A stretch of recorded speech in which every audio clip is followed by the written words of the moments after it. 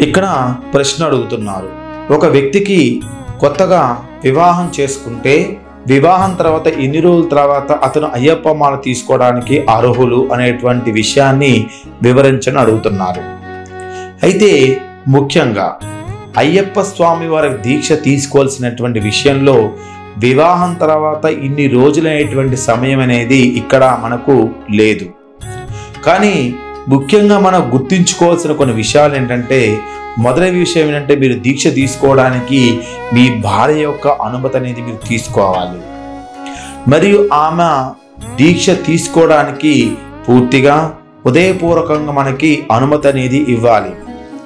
రెండవ విషయం ఏంటంటే స్వీయ నియంత్రణ కలిగి ఉండాలి. మరి మీ ఆలోచనలు చెదిరిపోకోకుండా ఉండాలి. అలాంటి సందర్భాల్లో మాత్రమే మీరు దీక్ష తీసుకొని శబరి యాత్రలో మీరు ముందుకు సాగచ్చు. లేదా ఈ రెండు అంశాల్లో మీరు కొద్దిగా దృష్టి లేకున్నట్టయితే మీ యొక్క మాలాధారాన్ని మరొక సంవత్సరం వేసుకొని స్వామివారి యొక్క అనుగ్రహాన్ని పొందడానికి అవకాశం ఉంటుంది. స్వామియే శరణమయ్యప్ప.